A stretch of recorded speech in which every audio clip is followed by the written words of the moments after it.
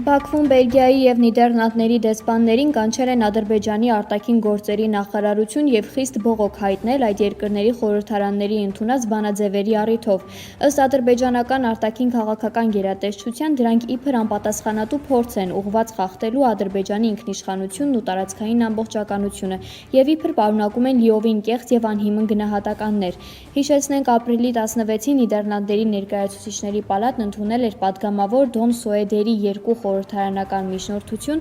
Ադրբեջանում հայ ռազմագերիներին ազատ արձակելու և հայոց ցեղասպանության ճանաչման վերաբերյալ։ Բելգիայի ներկայացուցիչների պալատը նույն օրն ընդունել էր պատգամավոր Միշել դե Մագդեի բանաձևը անվտանգության միջազգային երաշխիքների ներքո Ղարաբաղի բնակիչների վերադառնալու իրավունքի, Հայաստանի տարածքից Ադրբեջանի զինված ուժերի դուրսբերման և Բաքվում պահվող հայ գերիների և քաղաքացիական անձանց հարցի լուծման մասին։ Ապրիլի 24-ին կայանալիք հայոց ցեղասպանության հիշատակի օրվան ընդառաջ The Washington Times-ը հոդված է հրապարակել, որում կոչ է անում Թրամփի վարչակազմին պաշտոնապես ճանաչել հայոց ցեղասպանությունը։ Հեղինակը, որը ցեղասպանությունից փրկվածների թոռ է, նշում է, որ չնայած 2019 թվականին Կոնգրեսի և 2021 թվականին նախագահի մանդատով պաշտոնական ճանաչմանը, ներկայիս վարչակազմն անցած տարվա իր ուղերձում խուսափել է ցեղասպանություն բառից, այն փոխարինելով մեծաղետ և պատմական ողբերգություն անորոշ տերմիններով։ Այսօր եկեղեցու ոչնչացումը հերթական դրվագն է նույն ողբերգական շղթայի, որը մեկ դար առաջ սկսվեց ցեղասպանությամբ և այսօր շարունակվում է մեր աչքի առաջ, ուղղված ոչ միայն քարերի, այլև ժողովրդի հիշողության, արժանապատվության և իր հայրենիքում ապրելու և վերադառնալու իրավունքի դեմ։ Այս պայմաններում անթույլատրելի է Հայաստանի Հանրապետության իշխանությունների գրեթե լիակատար լռությունը։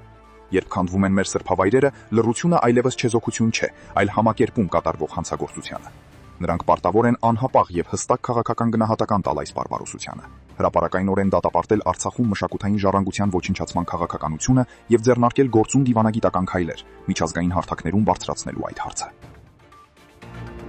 Եվրամիության արտաքին գործերի նախարարներն այսօր կանաչ լույս են վառել Հայաստանում նոր քաղաքացիական առաքելության մեկնարկին, որը պետք է օգնի Երևանին պայքարել հիբրիդային սպառնալիքների, ընտրական գործընթացների օտարերկրյա մանիպուլյացիաների, կիբերհարձակումների և անօրինական քաղաքական ֆինանսավորման դեմ։ Առաքելությունը կունենա 2 տարվա մանդատ և կկոչվի Հայաստանի Հանրապետությունում Եվրոպական միության գործընկերության առաքելություն։ Այն գործուղելու համար Հայաստանը Եվրամիությանը խնդրանքով դիմել էր դեռ անցյալ տարվա դեկտեմբերին։ Բրյուսելում և Հայաստանում տեղի ունեցած քննարկումներից հետո դաշինքի դեսպաններն անցյալ շաբաթ միաձայն կողմ քվեարկեցին առաքելությունը ստեղծելու առաջարկին։ Վարչապետ Նիկոլ Փաշինյանը Facebook-յան հերթական ուղիղ եթերում հայտարարել է, որ նոր սահմանադրությունը չպետք է հղում պարունակի անկախության հռչակագրին, քանի որ Ղարաբաղյան շարժումը չպետք է շարունակվի։ Փաշինյանի խոսքով հարցի նրբությունն այն է, որ այս քայլով իրենք փորձում են բացառել Արևմտյան Ադրբեջանի, Արևելյան Թուրքիայի և նմանատիպ այլ խոսույթների շուրջ քննարկումները։ Եթե մենք այսօր ընդունենք նոր սահմանադրություն եւ այդ սահմանադրության տեքստի մեջ նախաբանում լինի հղում անկախության հռչակագրին, դա նշանակում է, որ մենք շարունակում ենք Ղարաբաղյան շարժումը։ Եթե մենք շարունակում ենք Ղարաբաղյան շարժումը, դա նշանակում է վերսկսում ենք կոնֆլիկտը Ադրբեջանի հետ։ Եթե վերսկսում ենք կոնֆլիկտը Ադրբեջանի հետ, այդ նշանակում է արդեն, որ խաղաղությունը հնարավոր չէ։ Նույնը եւ երեք ես խոսեցի նաեւ այդ թեմայի մասին։ Եթե հղում ենք անում անկախության հռչակագրին, դա նշանակում է, որ մենք, այսպես ասած, որդեգրում ենք արևմտյան Հայաստանի խոսույթը, անուղղակիորեն որդեգրում ենք ծովից ծով Հայաստանի խոսույթը։ Վարչապետ Նիկոլ Փաշինյանը Facebook-յան հերթական ուղիղ եթերում հայտարարել է, որ հայ առաքելական եկեղեցու բարեփոխումը անհրաժեշտություն է, քանի որ վերջին տասնամյակներին հայ եկեղեցու ղեկավարության գործողությունների պատճառով հոտի մի մասը օտարվել է եկեղեցուց, ինչը հնարավորություն է տվել արտաքին ուժերին փորձել եկեղեցուն վերածել հիբրիդային պատերազմի գործիքի։ Եկեղեցու բարեփոխման ճանապարհային քարտեզի առաջին կետը կաթողիկոսի հրաժարականն է։ Դրան հաջորդում են տեղապահի ընտրությունը, կանոնադրության ընդունումը, ֆինանսական թափանցիկությունը և հոգևորականության պատշաճ վարքագիծը, կաթողիկոսի ընտրությունը և եկեղեցուն քաղաքական կյանքից հեռացնելու ընդհանուր բարեփոխումները։ Նա նաև ասել է, որ եկեղեցին պետք է հարկեր վճարի։ Արցախի զբոսաշրջության և մշակույթի զարգացման գործակալության Facebook-յան էջից տեղեկացնում են, որ հայոց ցեղասպանության 111-րդ տարելիցին ընդառաջ ադրբեջանական օկուպացիոն վարչակազմը Ստեփանակերտում ոչնչացրել է Սուրբ Աստվածամոր Հովանու եկեղեցին։ Տաճարը կառուցվել է 2000-ից 2019 թվականներին եւ համարվում է Ստեփանակերտի կարևորագույն հոգեվոր կենտրոններից մեկը։ Այսօր եկեղեցու ոչնչացումը հերթական դրվագն է նույն ողբերգական շղթայի, որը մեկ դար առաջ սկսվեց ցեղասպանությամբ եւ այսօր շարունակվում է մեր աչքի առաջ, ուղղված ոչ միայն քարերի, այլև ժողովրդի հիշողության, արժանապատվության եւ իր հայրենիքում ապրելու եւ վերադառնալու իրավունքի դեմ։ Այս պայմաններում անթույլատրելի է Հայաստանի Հանրապետության իշխանությունների գրեթե լիակատար լռությունը։ Երբ քանդվում են մեր սրբավայրերը, լռությունը այլևս չեզոքություն չէ, այլ համակերպում կատարվող հանցագործությանը։ Նրանք պարտավոր են անհապաղ եւ հստակ քաղաքական գնահատական տալ այս բարբարոսությանը, հրապարակայնորեն դատապարտել Արցախում մշակութային ժառանգության ոչնչացման քաղաքականությունը եւ ձեռնարկել գործուն դիվանագիտական քայլեր, միջազգային հարթակներում բարձրացնելու այդ հարցը։ Բաքվի բանտում գտնվող Արցախի նախկին պետնախարար Ռուբեն Վարդանյանը ընտանիքի հետ հեռախոսազրույցի միջոցով ուղերձ է հղել Հայաստանի մարդու իրավունքների պաշտպան Անահիտ Մանասյանին։ Նա հայտնել է, որ Ադրբեջանի օմբուդսմենի հետ հանդիպման ժամանակ վերջինս պատրաստակամություն է հայտնել նպաստել Մանասյանի այցին Բաքու, սակայն հայկական կողմը դեռևս որևէ նախաձեռնողականություն չի ցուցաբերել։ Վարդանյանը կոչ է արել կազմակերպել ՄԻՊ-ի եւ գերիների հարազատների այցը Բաքու, նշելով, որ իր կինը եւս պատրաստ է միանալ այդ առաքելությանը։ Ուղերձում նա քննադատել է պաշտոնական Երևանին տնտեսական բանակցությունների ֆոնին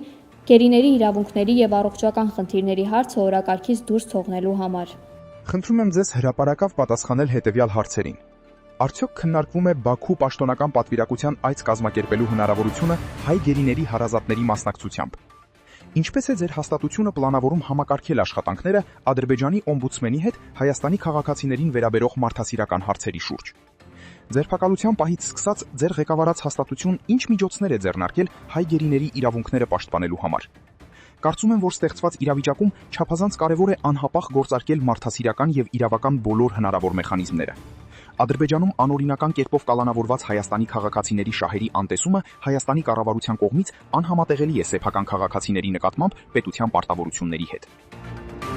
Հայոց ցեղասպանությունը եւ փոփոխվող տարածաշրջանը խորագրով համաժողովի ժամանակ նախկին արտգործնախարար Արա Այվազյանը հայտարարել է, որ հայոց ցեղասպանությունը փակված էջ չէ, այլ շարունակվող գործընթաց։ Այվազյանը ընդգծել է, որ Արցախում տեղի ունեցածը պատմական նույն ողբերգական հետագծի մի մասն է եւ ցեղասպանության մեխանիզմի կրկնությունը։ Նախկին նախարարը մտահոգություն է հայտնել, որ ցեղասպանության ճանաչման հարցն ու Արցախ եզրույթը հետևողականորեն հանվում են Հայաստանի արտաքին քաղաքական օրակարգից ու պաշտոնական հռետորաբանությունից։ Նա զգուշացրել է, որ պատմական հիշողությունից եւ սեփական լեզվից հրաժարվելը քաղաքական ընտրություն չէ, այլ սպառնալիք ազգի ապագային ու գոյությանը։ Եթե ընդունում ենք որպես իրողություն, այլևս չպետք է սահմանափակվենք եղել է արդյոք ցեղասպանություն ձևակերպման։ Այդ հարցը վաղուց ստացել է իր պատասխանը պատմական, գիտական եւ բարոյական մակարդակներում։ Ավելի բարդ հարցը այլ է։ Ավարտված է արդյոք ցեղասպանությունը որպես գործընթաց, եթե դրա հետևանքները ու տրամաբանությունը շարունակում են դրսևորվել տարբեր ձևերով եւ տարբեր պայմաններում։ Այս հարցի դժվար է պատասխանել, եթե պատմությունը դիտարկում ենք միայն որպես ավարտված իրադարձությունների շարք։ Ուժեղ Հայաստան կուսակցության առաջնորդ Սամվել Կարապետյանը Facebook-յան իր էջում տեսանյութ է հրապարակել, շեշտելով իրենց քաղաքական թիմի վճռականությունը։ Նա նշել է, որ իրենց կանգնեցնելու ցանկացած փորձ միայն ավելի է ամրացնում կուսակցության շարքերը։ Կարապետյանը վստահություն է հայտնել, որ հաղթանակը չի ուշանալու եւ իրենք հաջողությամբ իրականացնելու են երկրում անհրաժեշտ փոփոխությունները։ Ուժեղ Հայաստանը շարունակում է հայտարարել, հենց Կարապետյանն է իրենց վարչապետի թեկնածուն։ Ինքը Կարապետյանը նախորդ դատական նիստին ասել է, որ Ռուսաստանի եւ Կիպրոսի քաղաքացիություններից հրաժարվելու գործընթաց է սկսել։ Սամվել Կարապետյանը բարձր է գնահատում իր ղեկավարած քաղաքական ուժի հնարավորություններն ազգային ժողովի ընտրություններում։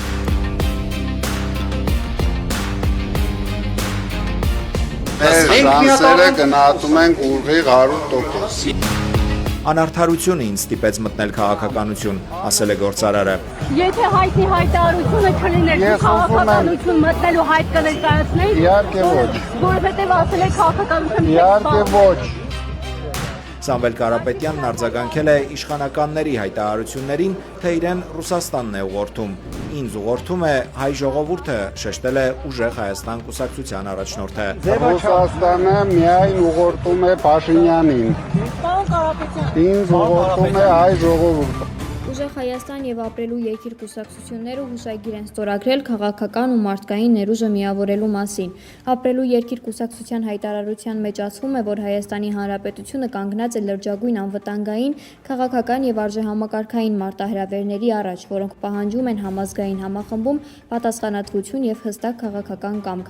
Ապրելու երկիր կուսակցության մարզային թիմերը ներգրավելու են Ուժեղ Հայաստան դաշինքի շրջանակում ընտրական ցուցակ ընդգրկվելու միջոցով։ Բաքվի մետրոպոլիտենի Ուլդուզ եւ Նարիման Նարիմանով կայանների միջնամասում հոսանքի մատակարարման խափանում է տեղի ունեցել։ Բոլոր կայանների մուտքը ժամանակավորապես փակվել է, իսկ Նարիման Նարիմանով Ահմեդլի հատվածում գնացքների երթևեկությունը դադարեցվել է։ Ըստ ադրբեջանական լրատվամիջոցների թունելում մնացած բոլոր ուղևորները տարհանվել են։ Մետրոպոլիտենի մամուլի ծառայությունը հայտնել է, որ խափանման վերացման աշխատանքները շարունակվում են։ Հակակոռուպցիոն կոմիտեի ներկայացրած զեկույցի համաձայն հարցվածների 60%-ը Հայաստանի դատախազությունը համարում է ամբողջությամբ կամ մասնակիորեն կոռումպացված։ Իրավական փորձագետ Անուշ Հակոբյանն ընդգծել է, որ կառույցի անկախությունը խոցելի է, իսկ գլխավոր դատախազի ընտրությունը 2022 թվականին եղել է քաղաքականացված եւ ոչ բավարար թափանցիկ։ Զեկույցում մտահոգիչ է համարվել նաեւ բարձրաստիճան պաշտոնյաների վերաբերյալ գործերով դատավճիռների ցածր թիվը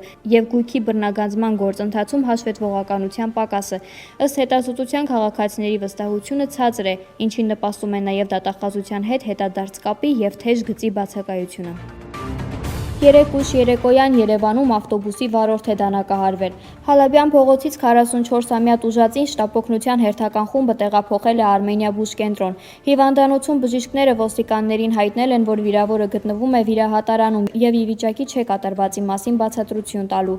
Ըստ ոստիկանության դանակահարող ուղևորը նախնական տվյալներով եղել է անսթափ վիճակում, նախ վիճաբանել է, ապա դանակով հարվածել ու փախուստի դիմել։ Ձեռնարկվում են միջոցառումներ հարձակվողին հայտնաբերելու եւ դեպքի բոլոր հանգամանքները պարզելու ուղղությամբ։ Մամուլը տեղեկացնում է, որ Երևանի ավտոբուսի պարկի վարորդների շրջանում ընդվզում է հասունանում։ Նրանք աշխատում են առավոտյան 5-ից մինչև գիշերվա 1-ը, հետո ընդամենը 1 օր հանգստանում։ Նաև պարբերաբար արժանանում են քաղաքապետի հանդիմանությանը, թե ձրի երթևեկող ուղևորներին չեն ստիպում վճարել ուղևարձը։ Արարատի մարզի Վեդի քաղաքի Կասյան փողոցի բնակիչներն իրենց դժգոհությունն են հայտնել Veolia ջուր ընկերության եւ համայնքապետարանի անգործության վերաբերյալ։ Ըստ բնակիչների ավելի քան 20 օր է ինչ վնասված խողովակի պատճառով տոննաներով խմելու ջուր է կորչում, սակայն պատասխանատու կառույցները որևէ քայլ չեն ձեռնարկում վթարը վերացնելու ուղղությամբ։ Վեդեցիները հեգնանքով նշել են, որ համայնքապետ Գարիկ Սարգսյանը երևի ցանկանում է տարածքը ճահճի վերածել կոկորդիլոսների բուծարան ստեղծելու համար։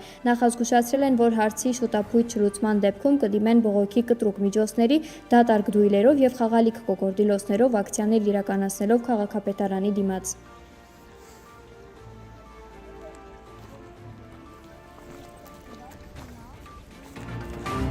Հարաքար համայնքում տեղացած առատ անձրևների եւ ճանապարհների հեղեղման պատճառով ավտոմեքենաներից մեկն ամբողջությամբ հայտնվել է ջրի տակ։ Մեքենայի սրահում այդ պահին կին է եղել։ Դեպքի վայրում գտնվող քաղաքացիներն օգնության են հասել եւ դուրս բերել կնոջը ջրի տակն անցած մեքենայից։ Բաղուր ասում ենք փրկենք Մորքուչան։ Ծանրամարտի Եվրոպայի չեմպիոն մեդալակիր Ալեքսանդրա Գրիգորյանը Բաթումիում անցկացվող Եվրոպայի առաջնությունում նվաճել է երկամարտի արծաթե մեդալ 58 կիլոգրամ քաշային կարգում։ Ալեքսանդրան 2025 թվականի Եվրոպայի փոխչեմպիոն է, Եվրոպայի երիտասարդների չեմպիոն, աշխարհի երիտասարդական առաջնության բրոնզե մեդալակիր։ 2025-ին ճանաչվել է Եվրոպայի լավագույն երիտասարդ ծանրորդ։ Ալբանիայում ընթացող հունահռոմեական ըմբշամարտի Եվրոպայի առաջնությունում Հայաստանի երկու ներկայացուցիչ դուրս է եկել կիսաեզրափակիչ։ 72 կիլոգրամ քաշային Գասպար Տերտերյանը լարված պայքարում հաղթել է Ադրբեջանի ներկայացուցչին եւ եզրափակիչի ուղեգիր նվաճել, որտեղ կմրցի ֆրանսիացի ըմբիշտի հետ։ 60 կիլոգրամ քաշային Սուրեն Աղաջանյանը նույնպես հաջողությամբ հաղթահարել է քառորդ եզրափակիչը, բացահայտ առավելությամբ հաղթելով ռուս մրցակցին։ Նա եզրափակչի համար կմրցի ադրբեջանցի մարզիկի հետ։ Եզրափակում է նաև աշխարհի կրկնակի եւ Եվրոպայի քառակի չեմպիոն Մալխազ Ամոյանը։ Մեր ըմբիշները շարունակում են պայքարը պատվավոր հարթակին կանգնելու համար։